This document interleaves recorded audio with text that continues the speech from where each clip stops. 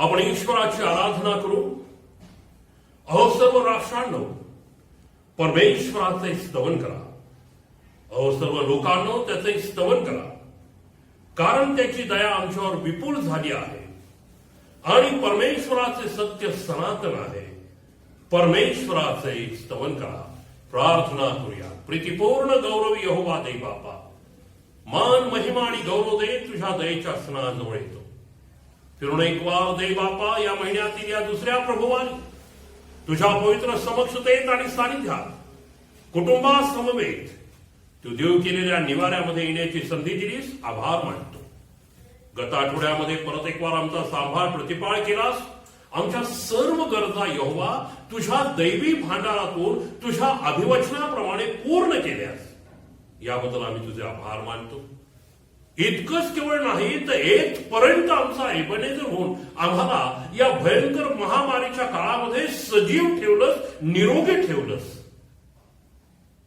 पूर्ण अंतःकरणानं आम्ही म्हणतो, यहोवा तू चांगला देव आहेस. तुझ्यासारखा चांगला देव पूर्वी कोणी नव्हता, नंतर कोणी होणारही नाही.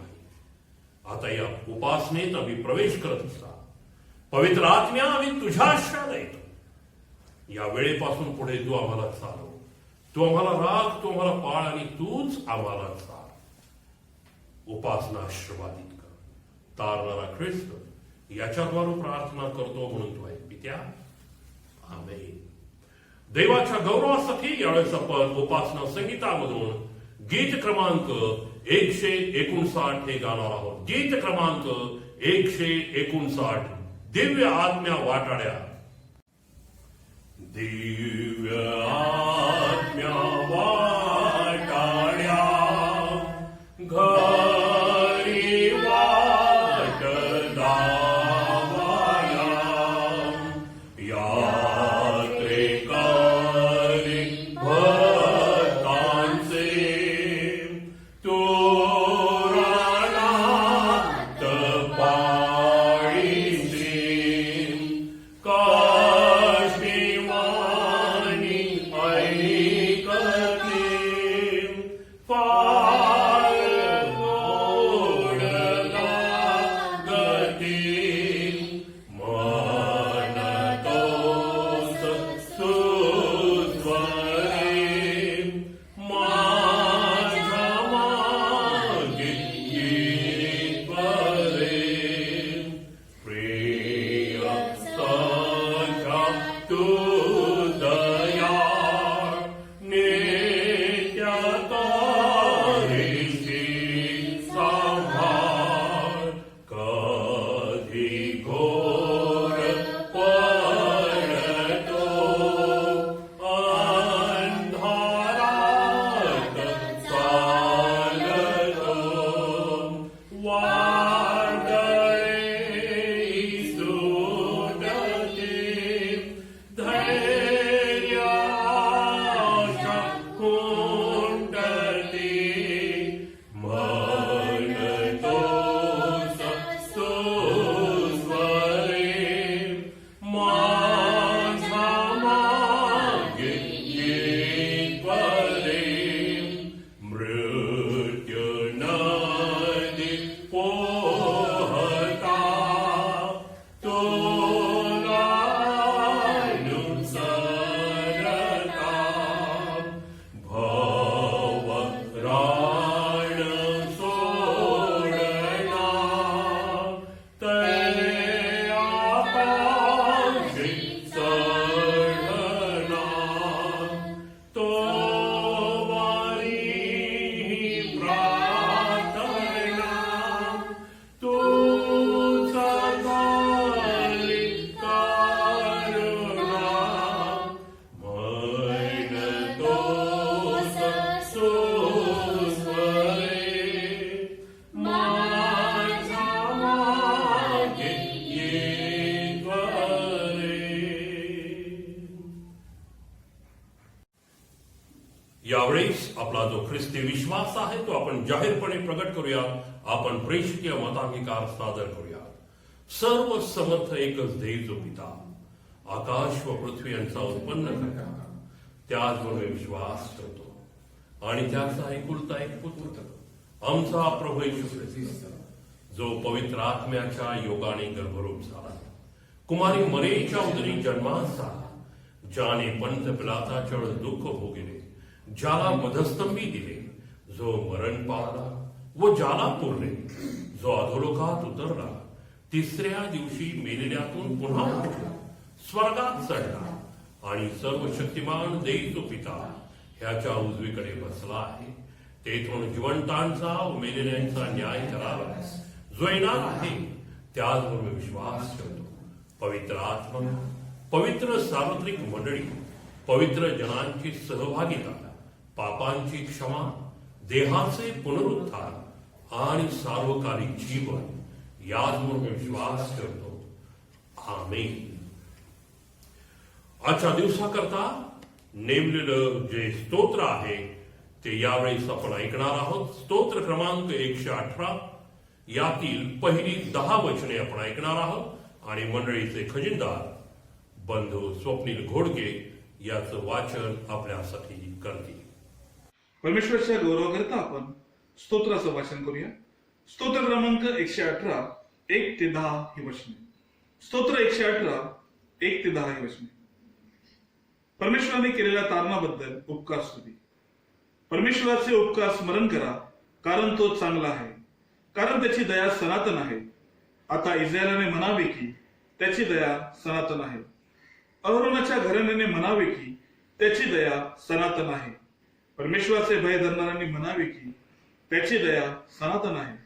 अडचणीत असताना मी परमेश्वराचा धावा केला, तो ऐकून परमेश्वराने मला प्रशस्त स्थळी नेले. परमेश्वर माझ्या पक्षाचा आहे, मी भिणार नाही. मनुष्य माझे काय करणार? माझा सहाय्यकर्ता परमेश्वर माझ्या पक्षाचा आहे. माझा द्वेष करणाऱ्यांची दशा माझ्या इच्छेप्रमाणे झालेली मी पाहीन. मनुष्यावर भरोसा ठेवण्यापेक्षा परमेश्वराला शरण जावे हे बरे. अधिपतींवर भरोसा ठेवण्यापेक्षा परमेश्वराला शरण जावे हे बरे. सर्व राष्ट्रांनी मला घेरिले आहे, परमेश्वराच्या नावाने मी त्यांचा उच्छेद करीन. आमेन. आजच्या दिवसाकरता नेमलेला जुन्या करारातील शास्त्रपाठ योबाचं पुस्तक याचा 36वा अध्याय, योबाचा ग्रंथ याचा 36वा अध्याय आणि 5 ते 15 वचन आपण ऐकणार आहोत आणि आपणासाठी बंधू प्रसन्न कुमार वंजारे हा शास्त्रपाठ आपल्यासाठी वाचतील. योग याचा 36वा अध्याय 5 ते 15 ही वचन आपण ऐकूया. पहा, देव समर्थ आहे, तरी तो कोणास तुच्छ मानित नाही. त्याचे ज्ञानबळ प्रचंड आहे, तो अधर्म्यास वाचवत नाही. तो दिनांचा न्याय करीतो. तो धार्मिकावरील आपली दृष्टी काढत नाही, तर त्यास राजाबरोबर सिंहासनावर अक्षय स्थापितो व त्याची उन्नती होते. त्यांना बेड्यांनी जखडले, दुःखरूप रुजननी त्यास बांधून ठेवले, तर त्यांची कृती व त्यांचे अपराध यांची त्यास जाणीव करून देतो. त्यांनी उन्मत्तपणाचे वर्तन केले असे त्यास दाखवून देतो. त्यांचे कान उघडून तो बोध घेतील असे तो करतो आणि त्यास अधर्म सोडायला सांगतो. हे ऐकून ते आणखी झाले तर ते आपले दिवस सुस्थितीत घालवतील, आपली वर्ष सुखाने काढतील. पण त्यांनी ऐकले नाही तर ते शास्त्राने ठार होतील. ज्ञान प्राप्ती वाचून त्यास त्यांचा प्राण होईल. तो मनाचे अधर्मी असतात, ते हृदयात क्रोध बाळगतात. त्याने त्यास बांधले असता ते धावा करीत नाही. ते भर जवानीत मरतात. त्यांचा प्राण अमंगळ पुरुषाप्रमाणे नाश पावतो. तो दुःखीस त्यास दुःखांच्या द्वारे सोडितो, विपत्तीच्या द्वारे त्यांची कान उघडी करतो. वाचलेले वचन दे बाप्पा सर्वांसाठी आशीर्वादित करू. त्याच्या नावाला मान, महिमा, गौरव युगानुयुग असो. आमीन. आजच्या दिवसाकरता नेमलेले पत्र इब्री लोकास पत्र याचा 12वा अध्याय आणि 1 ते 9 ही वचने आपण ऐकणार आहोत. इब्री लोकास पत्र याचा 12वा अध्याय आणि 1 ते 9 ही वचने. यावेळेस आपण नवीन करारातून इब्री लोकास पत्र याचा 12वा अध्याय आणि 1 ते 9 वचन वाचू. विश्वासाचे प्रमुख उदाहरण म्हणजे येशू. तर मग आपण एवढ्या मोठ्या साक्षीरूपी मेघाने वेढलेले आहोत, म्हणून आपणही सर्व भार व सहज गुंतविणारे पाप टाकून आपल्याला नेमून दिलेल्या धावेवरून धीराने धावावे. आपण आपल्या विश्वासाचा उत्पादक व पूर्ण करणारे येशू याच्याकडे पाहत असावे. जो आनंद त्याच्या पुढे होता त्याकरिता त्याने लज्जा तुच्छ मानून वधस्तंभ सहन केला आणि तो देवाचा राजसनाच्या उजवीकडे बसला आहे. तुमची मने खचून तुम्ही थकून जाऊ नये म्हणून ज्याने आपणाविरुद्ध पातक्यांनी केलेला इतका विरोध सहन केला त्याच्याविषयी विचार करा. शिस्तीचा हेतू, तुम्ही पापाशी झगडत असता रक्त पडेपर्यंत अजून प्रतिकार केला नाही आणि तुम्हाला पुत्राप्रमाणे केलेला हा बोध तुम्ही विसरून गेला आहे काय? माझ्या मुला, परमेश्वराच्या शिक्षेचा अनादर करू नको.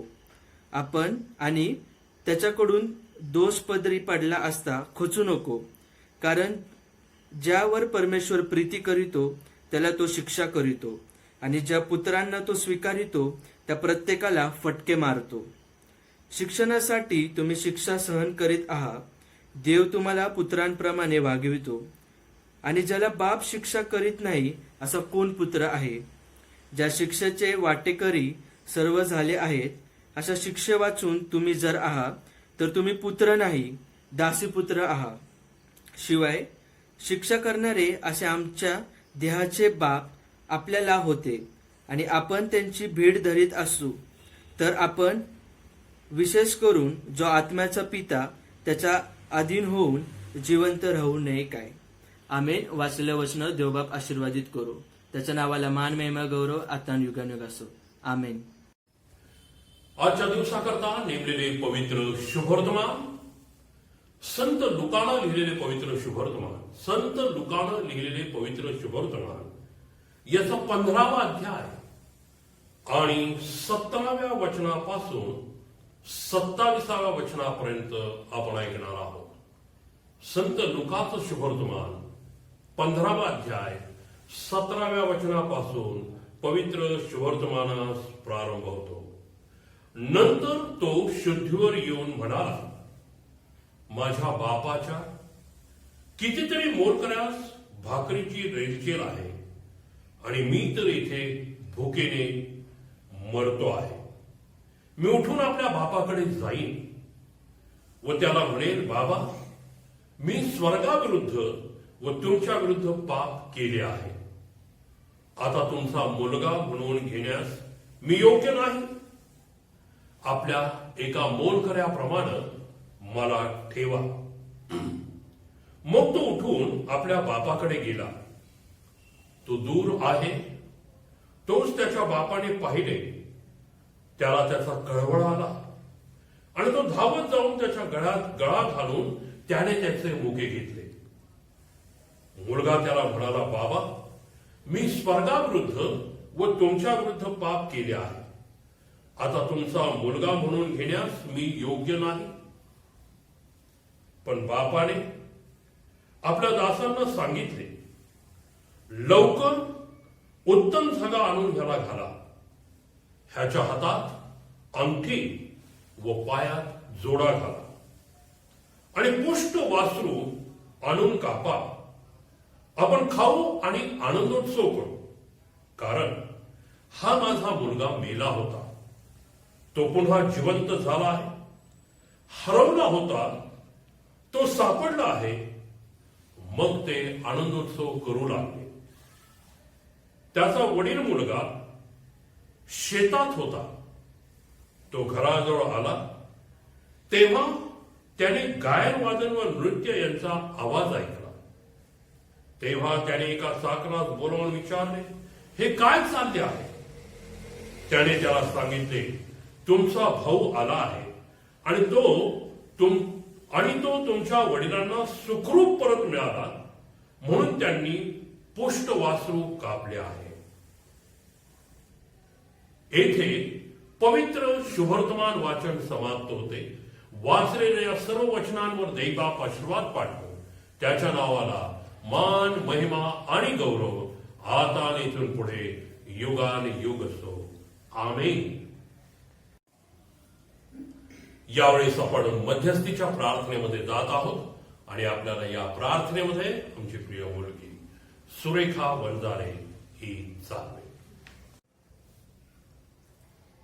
आपण आपलं अंतकरण लीन आणि नम्र करूयात, आपल्या मानाखाली झुकवूयात आणि ज्या देवाने इतकी सुंदर संधी आपल्या चरणापाशी येण्यासाठी दिली आहे त्याच्या आपण मध्यस्थीची प्रार्थनेची संधी दिलेली आहे मला. तर तुम्ही मध्यस्थीच्या प्रार्थनेमध्ये सहभागी व्हा, आपलं अंतकरण लीन करा, नम्र करा आणि प्रभूची आपण याचना करूयात. हालेलुया. स्तुतीस पात्र भयाशगे माझ्या जिवंत परमेश्वरा, तुझ्या नावाला मान महिमा गौरव आणि सदा सर्व काळ असो माझ्या जिवंत देवा.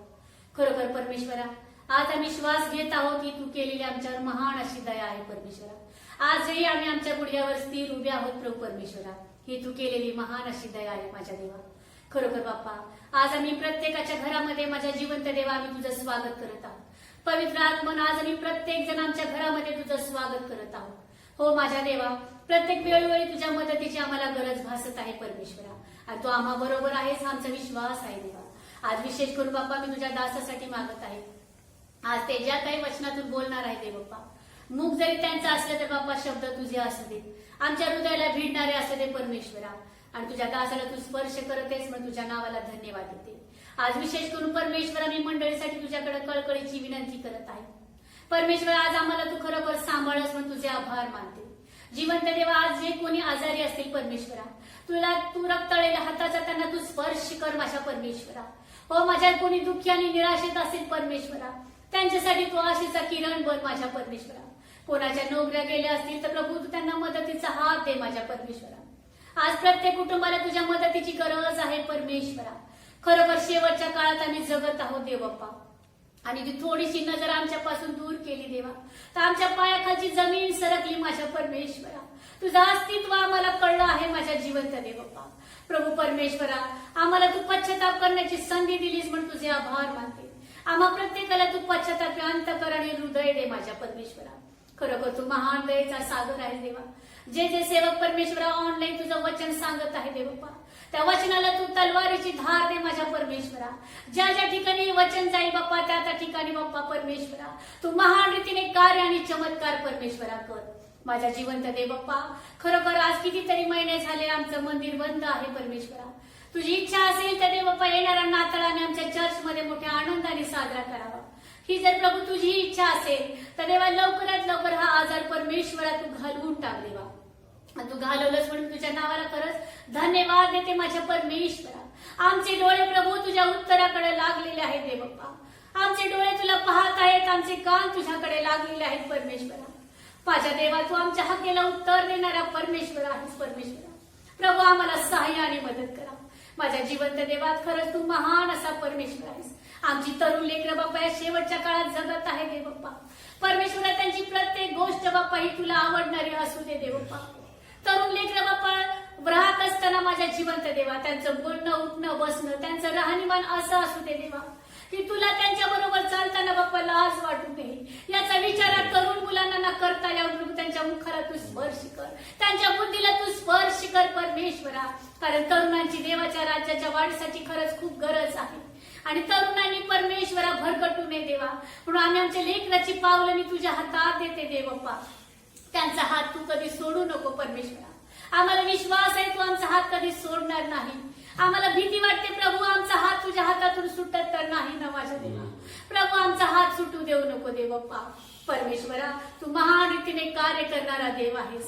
पुन्हा एकदा बाप्पा जे काही आमची मंडळी आहे परमेश्वरा पुन्हा एकदा त्यांच्यासाठी तुझ्या चरणापाशी याचना करत आहे प्रभू. प्रत्येकाला तुझ्या रक्तळलेल्या हाताचा स्पर्श कर प्रभू.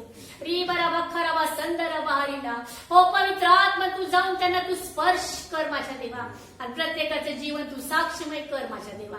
आणि तू करतेस म्हणून तुझ्या नावाला धन्यवाद देते. आजचा दिवस प्रभू महान रीतीने त्यांच्या जीवनात कार्य करू दे. आजची सकाळ त्यांच्या जीवनात नव्याने उगवू दे परमेश्वरा. आणि तू तसं केलंस म्हणून तुझे आभार मानते प्रभू. तू नेहमी माझी प्रार्थना ऐकतोस माझ्या देवा आणि आजही माझी तू प्रार्थना ऐकत आहेस आणि म्हणून तुझ्या नावाला मी धन्यवाद देते. मागण्यापेक्षा कल्पनेपेक्षाही अधिक देणारा महान परमेश्वर तू आहेस प्रभू. आमच्या चुकांच्या अपराधांची आम्हाला क्षमा करा देवा. ही विनंती माझा जिवंत प्रभू येशू ख्रिस्त याच्या गोड आणि पवित्र नावात मागते म्हणून तू आहे. आमेन आमेन. यावेळेस आपण समर्पणामध्ये जाऊयात आणि समर्पणामध्ये जात असताना आपण गाऊया प्यारे मसीहा आशीष देना. प्यारे मसीहा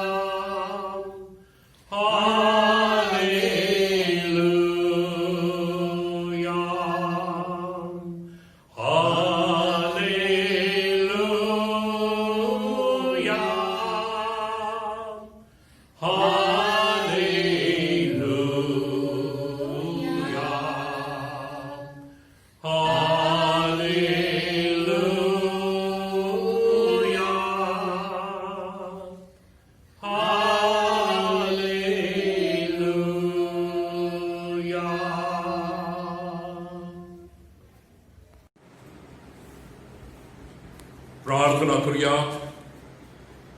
प्रतिपूर्ण गौरव यहोवा दे बापा, मान महिमा आणि गौरव दे तुझ्या दयेच्या स्नाजवळ येतो.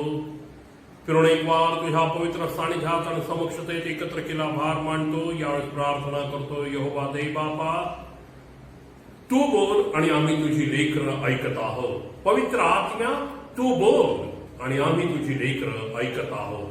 मज पाप्यावर दया कर. तारणारा ख्रिस्ताच्या द्वारे आमेन.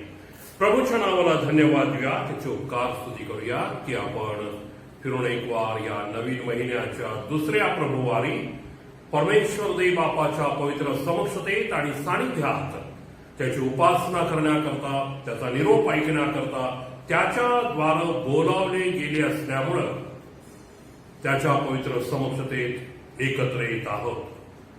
धन्यवाद देऊया प्रभूला की या महामारीमध्ये इथपर्यंत तो आपला एबनेजर झाला आणि आपल्याला इथपर्यंत त्यानं सुरक्षित, सुखरूप, सजीव असं ठेवलं.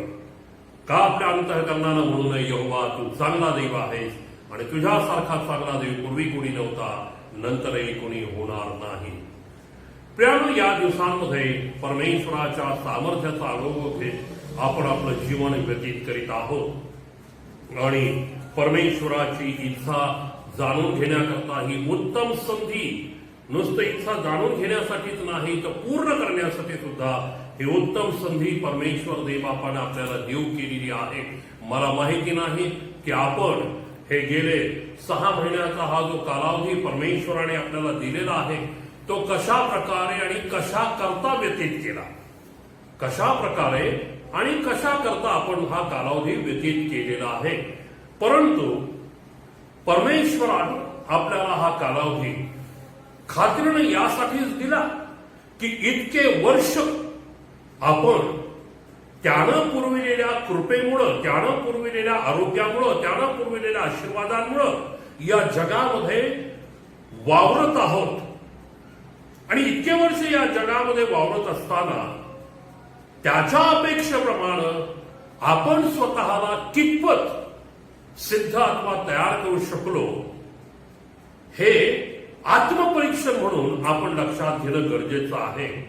आणि हा कालावधी देवानं आपल्याला एवढ्या करताच दिला की इतके वर्ष जगात आपण घालवले खरं.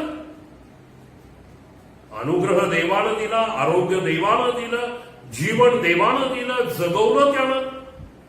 परंतु त्याच्या पसंतीस उतरलेलं जीवन आपण व्यतीत करू शकलो का? आणि जर नाही तर ही मिळालेली संधी निश्चित अर्थानं देवानं आपल्याला तेवढ्या करताच दिलेली आहे. यावेळेस देवाच्या पवित्र वचनाकडे आपण आपलं लक्ष केंद्रित करणार आहोत. आणि आज आपण विचार करणार आहोत इयोबाचा ग्रंथ याचा 36वा अध्याय. इयोबाचा ग्रंथ याचा 36वा अध्याय आणि प्रामुख्याने यामधील 5 ते 15 ही वचने आपण ऐकलेली आहे.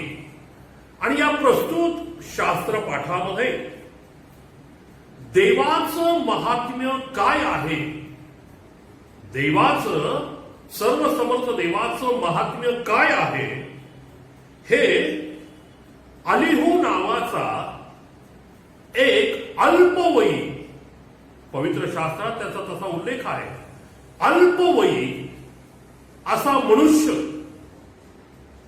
इयोबाला समजावून सांगत आहे, त्याच्या मित्रांना समजावून सांगत आहे. आणि हे सांगत असताना वचनामध्ये असं म्हणतो, हे ऐकून ते अंकित झाले तर ते आपले दिवस सुस्थितीत घालवतील, आपली वर्षे सुखाने काढतील. योबाविषयी आपल्याला माहिती आहे. पहिल्याच अध्यायामध्ये या योबाविषयी आपल्याला काही महत्वाच्या गोष्टी पाहायला मिळतात आणि संडे स्कूल पासून आपण योबा संदर्भात शिकत आलेलो आहोत.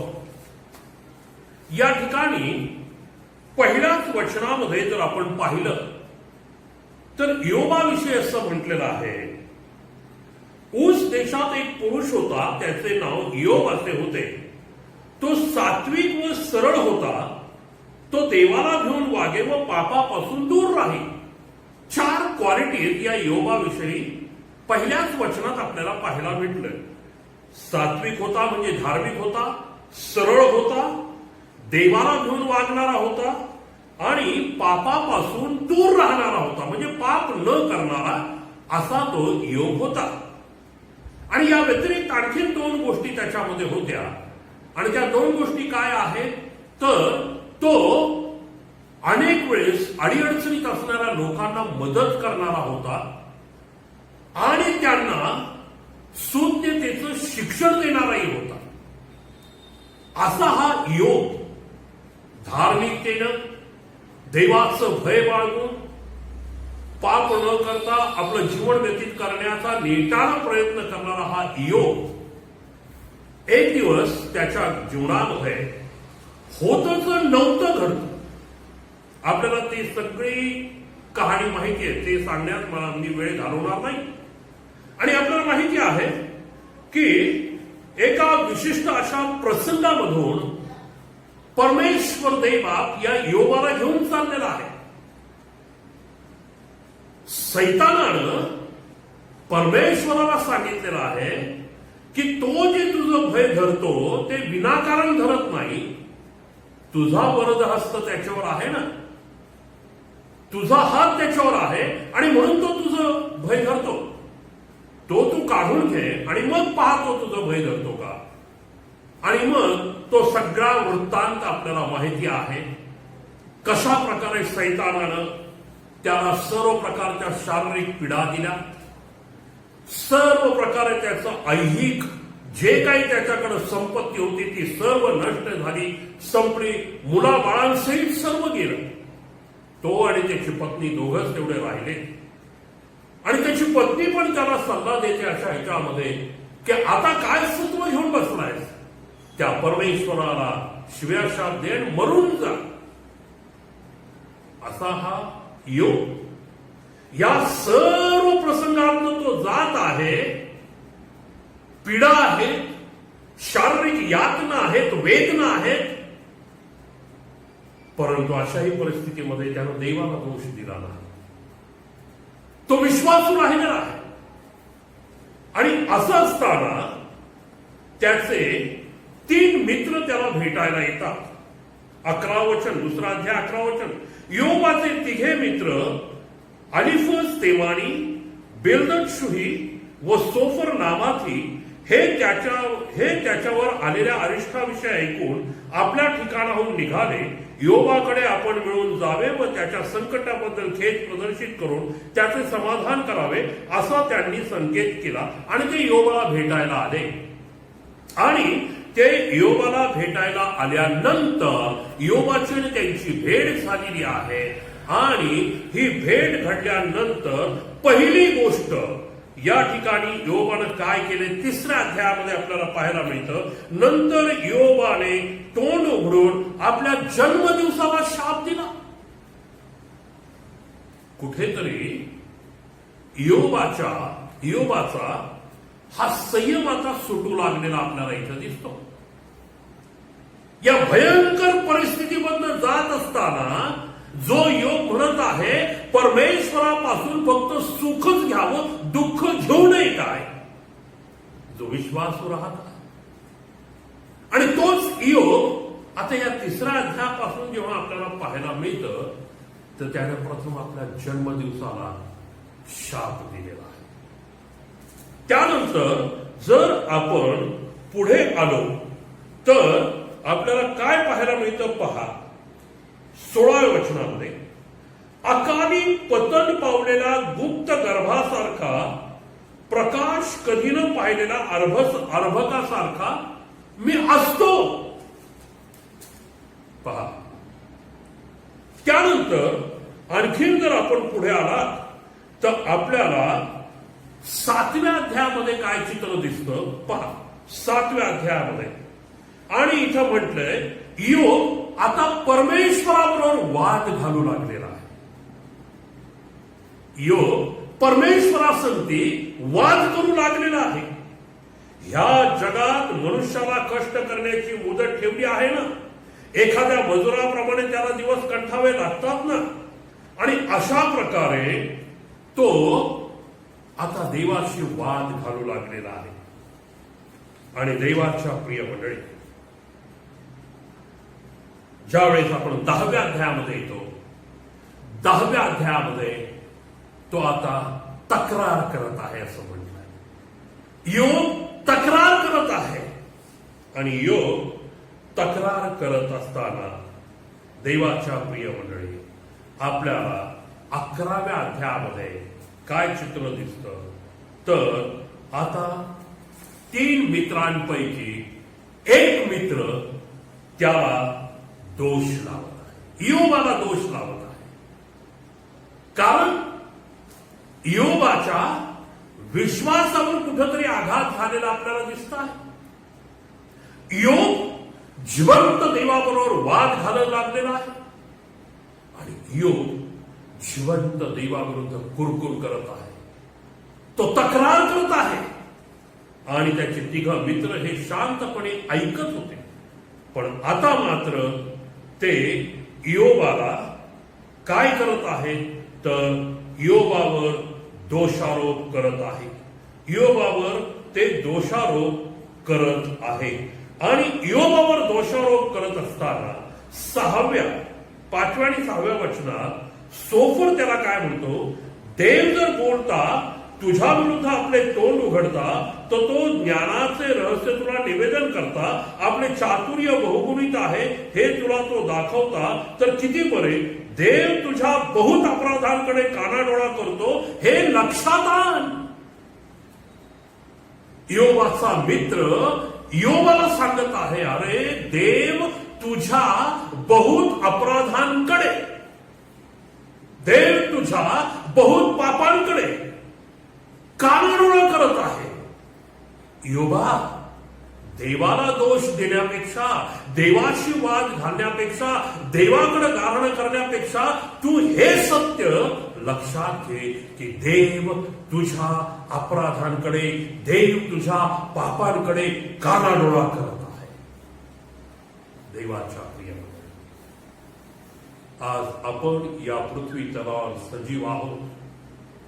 या पॅन्डेमिक मध्ये, या महामारीमध्ये हेतपर्यंत सुस्थितीत आहोत. देव सांभाळत आहे. पण त्याच वेळेस आपल्याही अपराधांकडे त्याने कानाडोळा केलेला आहे. होय, पुढे या, पुढे या. ज्यावेळेस आपण पुढे येतो त्यावेळेस आपल्याला आणखीन काय लक्षात येतं. 11व्या वचनापासून पहा. आचारशून्य मनुष्यास तो ओळखतो, विचार करावा न लागता त्याला दुष्टता दिसून येते.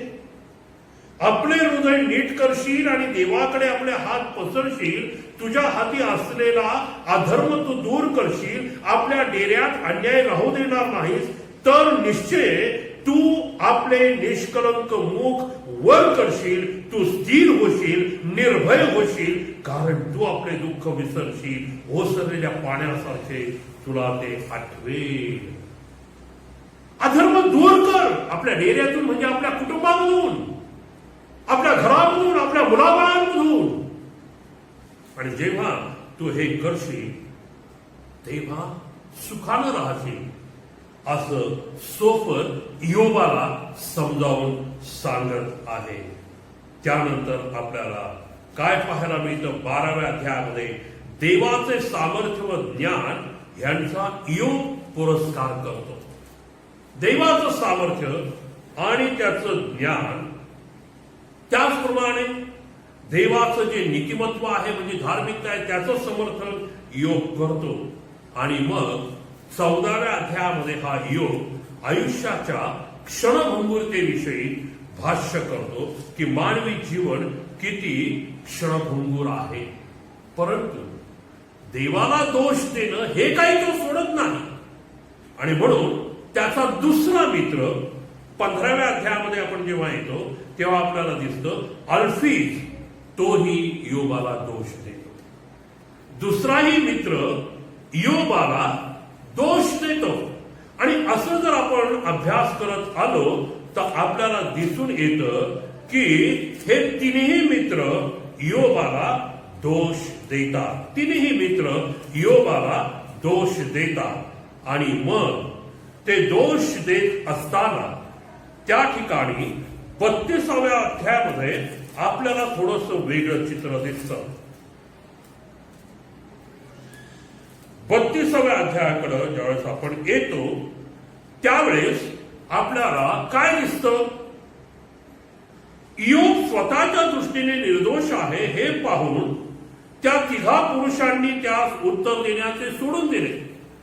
म्हणजे 3 मित्रांनी जरी योबाला दोष दाखवण्याचा प्रयत्न केला, अरे तू अपूर्ण आहेस, तू पापी आहेस, तू अधर्मी आहेस आणि तू हे मान्य कर, परमेश्वर कानाडोळा करत आहे, हे तो काहीच विचारात घ्यायला तयार नाही.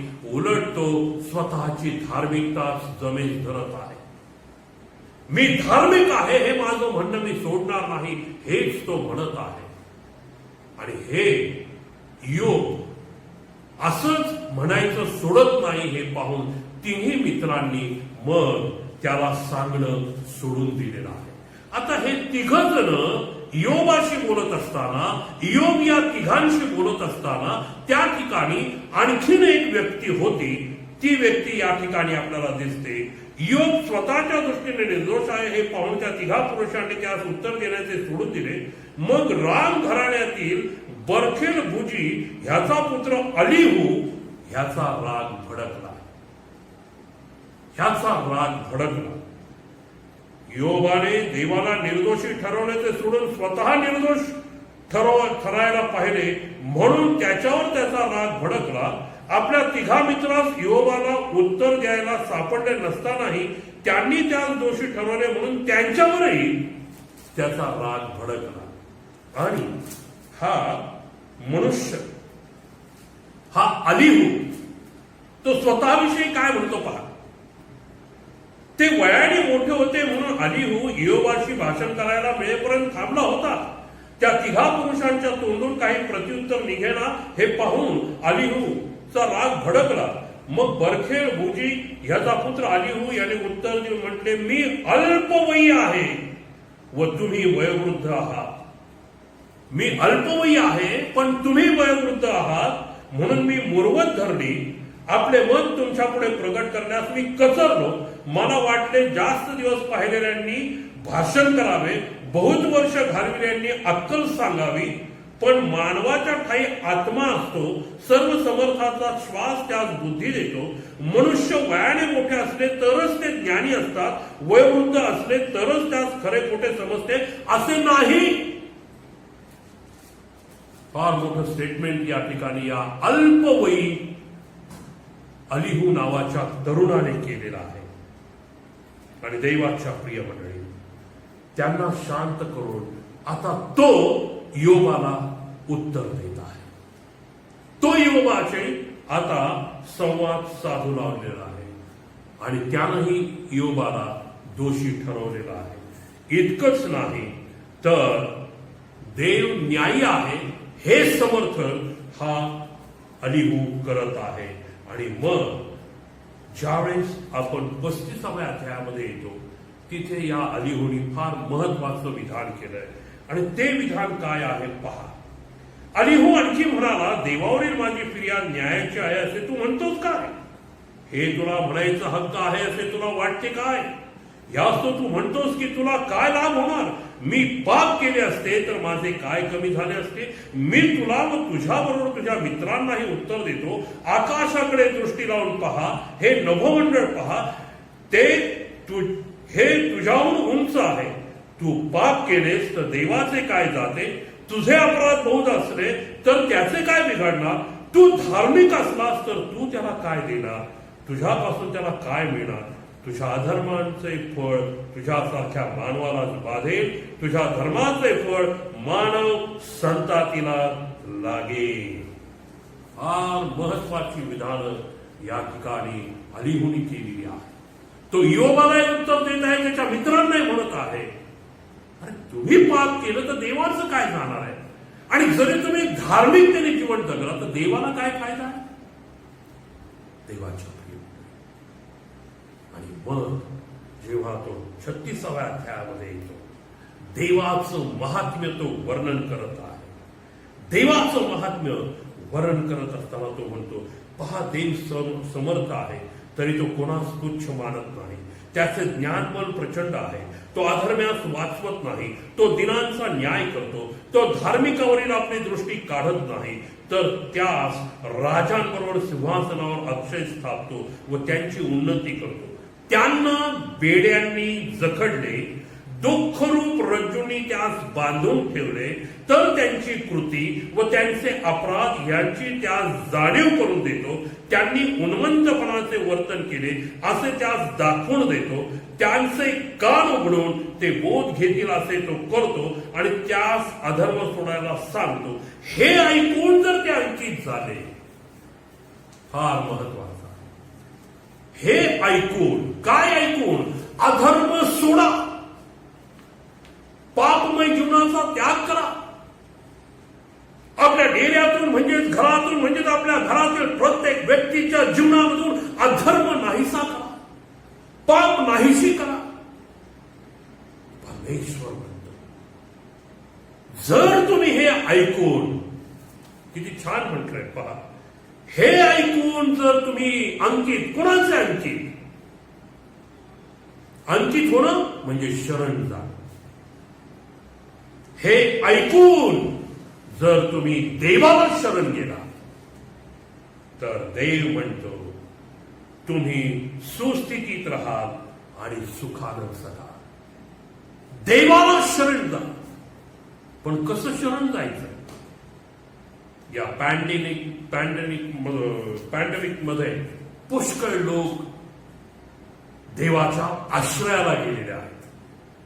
देवाच्या आश्रयाला जाणं आणि देवाला शरण जाणं या दोन वेगळ्या गोष्टी आहेत. या दोन वेगळ्या गोष्टी आहेत. देवाच्या आश्रयाला जाणं म्हणजे आडवं, पुष्कळच नाही का? लहान लेकरं खेळ खेळतात, लपाछपी म्हणतात त्याला. मग कोण कशाला लपवायला टेबलाचा आश्रय घेतात, भिंतीचा आश्रय घेतात, आहे की नाही? शरण जाणं आणि आश्रयाला जाणं दोन वेगळ्या गोष्टी. या दिवसांमध्ये, पॅन्डेमिक मध्ये पुष्कळ लोक हे फक्त आश्रयाला धावलेले आहेत. पण देवाची इच्छा आहे आपण त्याला शरण जायचं, आपण त्याचं अंकित व्हायचं आहे. अधर्म दूर झाला पाहिजे, पाप गेलं पाहिजे, दुष्कर्म गेलं पाहिजे. होय, अल्पवयाचा हा अलीहू तो त्या इयोबाला सांगत आहे, जो इयोब म्हणतो देवापासून फक्त सुख घ्यावं, दुःख घेऊ नये का. जो या परिस्थितीत विश्वास राहिला त्या इयोबाला अलीहू म्हणत आहे. होय, हे ऐकून जर ते देवाच्या आश्रयाला आले, ते देवाला शरण आले, देव त्यांना जपडून ठेवतो. देव त्यांची कान उघडणी करतो. होय, पहा या ठिकाणी असं म्हटलेलं आहे 15व्या वचनामध्ये, तो दुःखितास त्यांच्या दुःखाच्या द्वारे सोडवतो, विपत्तीच्या द्वारे तो त्यांची कान उघडणी करतो. पुष्कळ लोक या महामारीला शाप म्हणत आहे, देवाचा कोप म्हणत आहे. गलती 3:13 मध्ये म्हटलेलं आहे, ख्रिस्त आम्हासाठी शाप झालाय. आता शापित जीवन नाही, आता शापित जीवन नाही. यशा 54 मध्ये म्हटलेलं आहे, मी तुमच्यावर शाप पाठवणार नाही, कोप करणार नाही. मग हे काय आहे? ही महामारी म्हणजे ही कान उघडणी आहे. जसं इथं म्हटलेलं आहे, इथं सांगितलंय, दुःखरूप रज्जुनी देव त्यांना बांधून ठेवतो. त्यांची कृती व त्यांचे अपराध यांची त्या जाणीव करून देतो. त्यांनी उन्मत्तपणाचे वर्तन केले असे त्यास दाखवून देतो. त्यांचे कान उघडून ते बोध घेतील असे तो करतो आणि त्यास अधर्म सोडायला लावतो. हे ऐकून महामारी कशासाठी आहे? ती कान उघडणी आहे. ही कान उघडणी कशासाठी आहे? आपण अधर्म सोडून टाकावा, आपण पापमय जीवनापासून परामुक्त व्हावं, आपण दुष्कर्म करायचं सोडून द्यावं, वासनामय जीवनाचा त्याग करावा, व्यभिचारापासून आपण मुक्त व्हावं, दैहिक फळातनं मुक्त व्हावं. हे ऐकून जर ते अंकित होतील, ते देवाला शरण येतील, तर सुखाने राहाल असं देव म्हणतो, तर सुस्थितीत राहाल असं देव म्हणतो. आज प्रत्येकाला सुस्थितीची अपेक्षा आहे, सुखाची अपेक्षा आहे. सुस्थिती आणि सुख हे मागून मिळत नाही, हे मागून मिळत नाहीत. सुस्थिती आणि सुख हे आपल्याला अधर्म दूर केल्यानंतर दैवी आशीर्वाद म्हणून प्राप्त होतात. आज देवाला शरण जाण्याची गरज आहे. अलीहू या योबाला समजावून सांगत आहे, हे ऐकून जर लोक अंकित झाले म्हणजे देवाला शरण गेले, सुस्थिती प्राप्त होणार. देवाच्या प्रिय, आज आपल्याला हेच नेमकं करण्याची गरज आहे. पुष्कळ वेळेस लोक परिस्थितीमुळं भावनिक होऊन गोष्टी करतात. एक उदाहरण पवित्र शास्त्रातनं पाहूया. पहा, दुसरे इतिहास 15वा अध्याय, दुसरे इतिहास याचा 15वा अध्याय. आणि या 15व्या अध्यायामध्ये आपल्याला पाहायला मिळतं की असा हा राजा झालेला आहे आणि देवाचा संदेश त्याला एक निरोप द्यायला गेलाय. मग देवाच्या आत्म्याने ओदेदाचा पुत्र अजऱ्या यास स्फूर्ती दिली. तो आसाच्या भेटीत जाऊन त्याला म्हणाला, हे आसा हो, यहुदी बन्यामिनी लोक हो, मी म्हणतो ते श्रवण करा. तुम्ही परमेश्वराबरोबर राहाल तोवर तो तुमच्या बरोबर राहील. तुम्ही त्याला शरण जाल तो तुम्हाला पावेल, पण तुम्ही त्याला सोडाल तर तोही तुम्हाला सोडेल. बहुत काळापर्यंत इस्रायल लोकांस खऱ्या देवाची ओळख नव्हती. त्यांना शिकवायला कुणी याजक किंवा नियमशास्त्र नव्हते, पण ते आपल्या संकट अवस्थेत इस्रायलाचा देव परमेश्वर ह्याच्याकडे वळून त्याला शरण गेले. तेव्हा तो त्यांना पावला. आणि आसाच्या कारकिर्दीमध्ये लोकांनी या देवाला ओळखलं, देवाचा आश्रय त्यांनी केला. परंतु याच आसाच्या बाबतीत आपल्याला एक प्रसंग घडलेला पाहायला मिळतो. आणि तो प्रसंग काय पहा. या आसाच्या कारकिर्दीत लोकांना जिवंत देवाची ओळख झाली. ते देवाला शरण गेले, देवानं त्यांना सोडवलं. आणि देवाच्या प्रिय मंडळी, या आसाच्या जीवनामध्ये एक घटना काय घडली पहा. 16वा अध्याय 12 वचन. आसाच्या पायास त्याच्या कारकिर्दीच्या 39व्या वर्षी व्याधी झाला. तो व्याधी बराच वाढला, तथापि त्या रोगात तो परमेश्वराला शरण न जाता वैद्यास शरण गेला. मग असा आपल्या पितरांजवळ जाऊन निघाला. काय घडलं? असा व्याधी जडली. त्याच्या कारकिर्दीत लोकांना देवाची ओळख झाली, देवाला शरण गेले. परंतु आसाच्या जीवनात जेव्हा त्याला व्याधी जडली, पायाला इजा झाली, तो देवाला शरण न जाता तो जगी डॉक्टरला शरण गेला. आणि वचन सांगतं, आसा पितरांजवळ जाऊन निधला, म्हणजे असा मेला. देवाच्या प्रिय मंडळी, आज या सर्व व्याधींच्या दिवसांमध्ये, महामारीमध्ये आपण देवाला पूर्णपणे शरण गेलोय की आपण मनुष्याला शरण जात आहात. आपला विश्वास देवाच्या सामर्थ्यावर व्यक्त करत आहोत की आपला विश्वास मनुष्यावर आहे. आजही पुष्कळ लोक मानवाला शरण जात आहे, मनुष्याला शरण जात आहे. देवाच्या प्रिय मंडळी, आपल्याला देवाचा अंकित व्हायचं आहे, आपल्याला देवाला शरण जायचं आहे. होय, देवाच्या पवित्र वचनातून ज्यावेळेस आपण वाचतो त्यावेळेस होशे 3:5 मध्ये होशाचा ग्रंथ याचा 3रा अध्याय आणि याच्या 5व्या वचनामध्ये काय म्हटलंय पहा. नंतर इस्रायल लोक परततील, आपला देव परमेश्वर, आपला राजा दावीद ह्यांना शरण येतील. ते कालांती भीतीने कंपित होऊन परमेश्वर व त्याच्या चांगुलपणाचा आश्रय करतील. कुठे येतील लोक?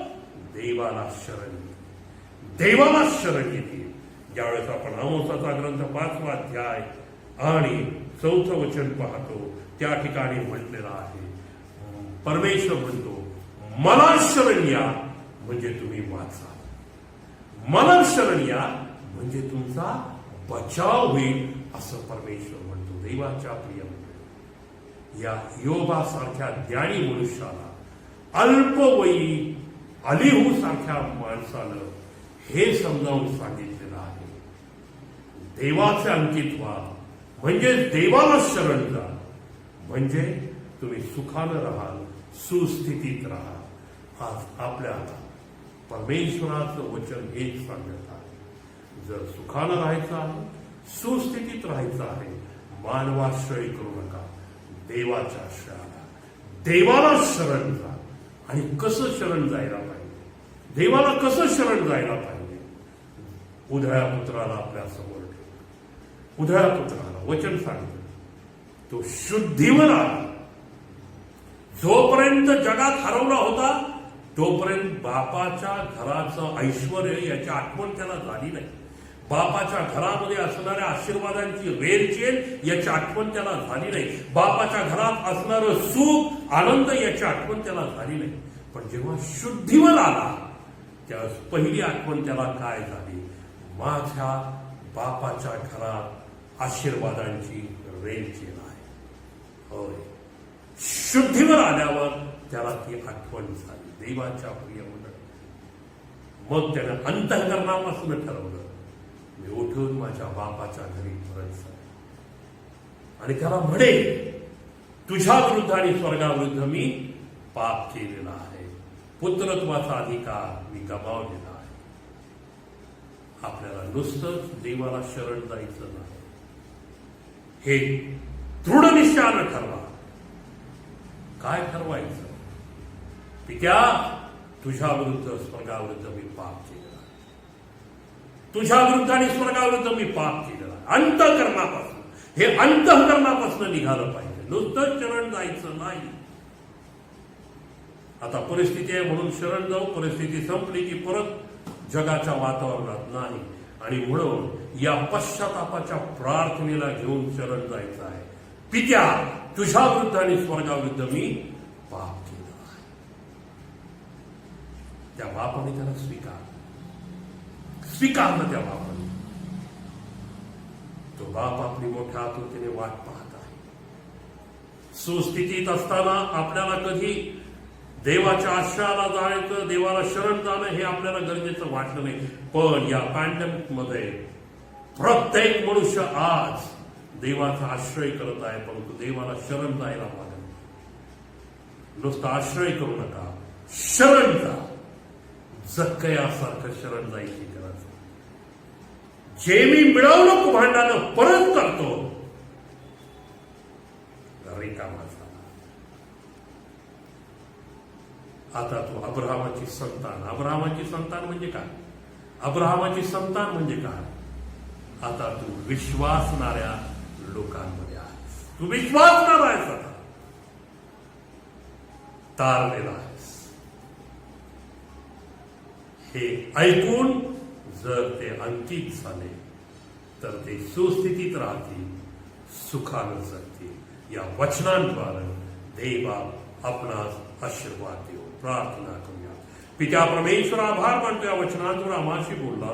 ऐकणारे कान, समजणारं मन आणि त्याप्रमाणे वागणारा अंतःकरण द्यावं ही प्रार्थना येशूपर्यंत आमचा हा प्रभू याच्याद्वारे करतो म्हणून ऐकते त्या आमेन.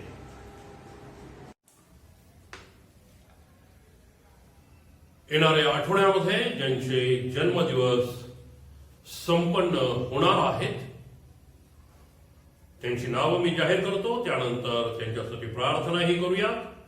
त्याचप्रमाणे ज्यांचे लग्न वाढदिवस संपन्न होणार आहेत त्यांचीही नावं यावेळेस मी जाहीर करत आहे. दिनांक 11 ऑक्टोबर जोशुआ साठे.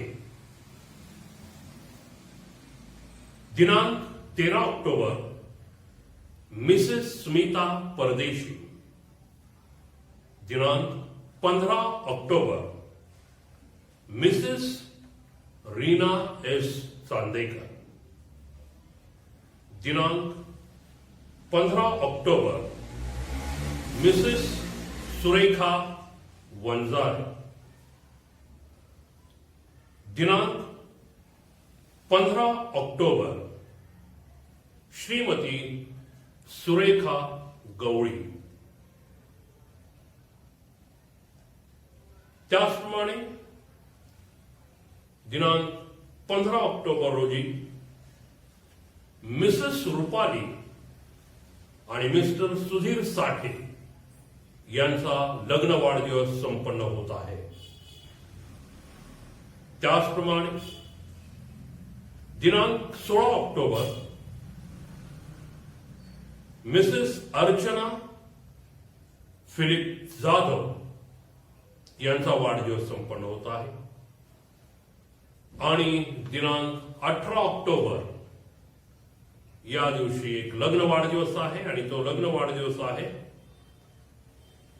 पवित्रवासी पेत्रसराव पातारे आणि त्यांच्या प्रिय पत्नी श्रीमती वत्सलाताई पातारे. या सर्वांसाठी आपण प्रार्थना करूया. सर्व समर्थ थोर आणि कृपाळू गौरव यहोवा देवबापा, यावेळेस ज्या सर्वांची नावं आम्ही या ठिकाणी जाहीर केलेली आहेत ती तू ऐकलेली आहेस, तुझ्याकडे त्यांची नोंद आहे. ज्या प्रत्येकांच्या जीवनामध्ये जन्मदिवसाच्या स्वरूपात तू एक नवीन पान उलगडत आहेस त्या सर्वांबद्दल प्रथमतः तुला धन्यवाद देतो, तुझी उपकार स्तुती करतो आणि प्रार्थना करतो देवबापा, नव्यानं हे प्रियजन आपल्या आयुष्याचा प्रवास सुरू करत असताना येणाऱ्या दिवसांमध्ये त्यांना अधिक रीतीनं आशीर्वादानं भर. पिता परमेश्वरा त्यांना दीर्घायुष्य दे आणि नीती 16:4 मध्ये म्हटल्याप्रमाणे ज्या उद्देशानं तू त्यांना निर्माण केलंय तो उद्देश त्यांनी जाणावा आणि त्याकरताच आपलं आयुष्य जगावं असं तू कर. या प्रत्येकांना त्यांच्या वैयक्तिक, कौटुंबिक, सांसारिक, सामाजिक जीवनात आशीर्वादित कर. अशा प्रकारचे अनेक आशीर्वादित जन्मदिवस तू त्यांना दाखवावेस अशी माझी प्रार्थना आहे. त्याचप्रमाणे ज्यांचे लग्न वाढदिवस आहे तू त्यांना नावानं ओळखतो. पिता परमेश्वरा त्यांच्या वैवाहिक जीवनाच्या वाटचालीमध्ये इथपर्यंत तू त्यांना राखला आभार मानतो. येथून पुढेही तू त्यांना सांभाळ, त्यांचा प्रतिपाळ कर आणि ही वाटचाल आशीर्वादित कर ही माझी प्रार्थना आणि विनंती आहे. यहोवा मज पाप्याची प्रार्थना आहे की या सर्वांना तुझी कृपा प्राप्त होऊ दे. तारणारा ख्रिस्त याच्याद्वारे प्रार्थना करतो म्हणून तो ऐकते त्या आमेन. सर्व समर्थ देव तुम्हाला आशीर्वाद देऊ, तुमचं संरक्षण तो करो, आपला मुखप्रकाश तो तुम्हावर पाडो, तुम्हावर तो कृपा करो, तुम्हाकडे परमेश्वर प्रसन्नमुख करो आणि तुम्हाला दीर्घायुष्य देऊन तुमचं जीवन सर्व प्रकारच्या आशीर्वादानं आत आणि सदा सर्वदा भरलेलं असं राखो. आमेन. प्रियानो, यावेळेस एक विशेष सूचना आहे, अभिनंदन आहे. अर्थात गत रविवारी Saint Philip's church Nashik road Nashik या मंडळीनं प्रामुख्याने शाबाद शाळेच्या विद्यार्थ्यांसाठी आणि तेथून पुढे खुला गट म्हणून फॅन्सी ड्रेस कॉम्पिटिशनचं आयोजन केलेलं होतं आणि माझ्या माहितीप्रमाणे बंधू स्वप्नील घोडके यांना मागील रविवारीच ते साधारण 9-9:30 दरम्यान कळालं असेल. तेवढ्या वेळात त्यांनी व्हॉट्सअपच्या द्वारे जास्तीत जास्त लोकांपर्यंत ते आमंत्रण पोहोचवलं. परंतु प्रतिसादाचा ज्यावेळेस आपण विचार करतो त्यावेळेस तो कुठल्याही प्रकारे कौतुक करण्यासारखा प्रतिसाद आपल्या मंडळीतून मिळत नाही. ही तशी फार खेदाची आणि दुःखाची बाब आहे. तरुण संघामधनं कोणी यासाठी पुढे येत नाही, शाबाद शाळेमधनं कोणी याकरता पुढे येत नाही आणि ही तशी फार खेदाची बाब आहे. वाईटही वाटतं. खरं तर या 6 महिन्यामध्ये किती चांगली संधी आपल्याला प्राप्त झालेली होती. बंधू स्वप्नील घोडकेनी मला कौतुक वाटतं या कुटुंबाचं की त्यांनी त्याच्या कुटुंबासह ज्या ज्या मंडळांनी असे काही उपक्रम राबवले कुटुंबासह तो सहभागी झालेला आहे आणि इतकंच नाही तर यशही संपादन केलेलं आहे. या मागील रविवारी झालेल्या स्पर्धेमध्ये अगदी ऐन वेळेस त्यानं आपल्या मुलाला अभिषेकला तयार केलं आणि त्याला तयार करून या स्पर्धेत सहभागी होण्याकरता त्यांनी त्याला विशेष रीतीनं प्रवृत्त केलं आणि तेही लेकरू लगेच तयार झालं आणि गरसेकर येथील भूतग्रस्त हे पात्र त्यानं सादर केलं. गरसेकर येथील भूतग्रस्त हे पात्र त्यानं सादर केलं. पहा, अवघ्या अर्ध्या पाऊण तासाची तयारीची त्याला संधी मिळाली आणि त्यानं हे पात्र इतकं चांगलं वठवलं की 110 स्पर्धकांमधून अभिषेकला प्रथम क्रमांक मिळाला. Praise the Lord.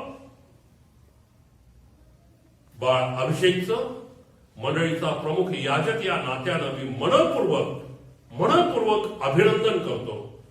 त्याला प्रोत्साहित करणारे त्याचे जबाबदार वडील, त्याची आई, त्याची आजी यांचंही मी विशेष कौतुक करतो. बंधू स्वप्नील, त्याची प्रिय पत्नी चांदनी आणि आमची प्रिय बहीण त्याची आई, या सर्वांचं मी विशेष रीतीनं अभिनंदन करतो.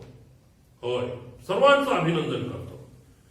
कारण या 6 महिन्याच्या कालावधीमध्ये अनेक मंडळांमधून असे उपक्रम राबवले गेले आणि ह्या सगळ्या कुटुंबांनी त्यात सहभाग घेतला. प्रभूला मी धन्यवाद देतो. बाळ अभिषेक याचं परत एक वार मी अभिनंदन करतो. देवबाप अधिक रीतीनं बाळ अभिषेक आणि कुटुंबाला आशीर्वादी करो. यावेळेस आपण प्रभूने शिकवलेली प्रार्थना म्हणूया, त्यानंतर आशीर्वाद घेऊ आणि सुवंद्यदेव हे कवन गाऊन उपासनेची सांगता करूया. हे आमच्या स्वर्गातील बाबा, तुझे नाम पवित्र मानले जाओ, तुझे राज्य जसे स्वर्गात तसे पृथ्वीवर तुझ्या इच्छेप्रमाणे आमचे रोजचे भाकर आज दे आणि जसं आम्ही आमच्या अपराधांची क्षमा करतो तसेच आमच्या अपराधांची क्षमा कर आणि आम्हाला परीक्षेत आणू नकोस तर आम्हाला वाईटापासून सोडव, कारण की राज्य, सामर्थ्य आणि गौरव सर्व काळ तुझीच आहे. आमेन. आणि आता जो देव आपल्या राज्यात व गौरवात तुम्हाला पाचारण करीत आहे त्या शोभेल असंच आपण चालावं म्हणून सर्व समर्थ देव तुम्हाला आशीर्वाद देऊ, तुमचं संरक्षण तो करो, आपल्या विपुलतेच्या प्रीतीत तुम्हाला तो राखो. तारणाऱ्या प्रभू येशू ख्रिस्ताची अपार कृपा तुम्हाला प्राप्त हो आणि पवित्र आत्मेची अमोल शांती, सहभागिता आणि सहजीवन आत आणि सदा सर्व काळ आम्हा सह वस्ती करो. आमेन. आमेन. सुवान्या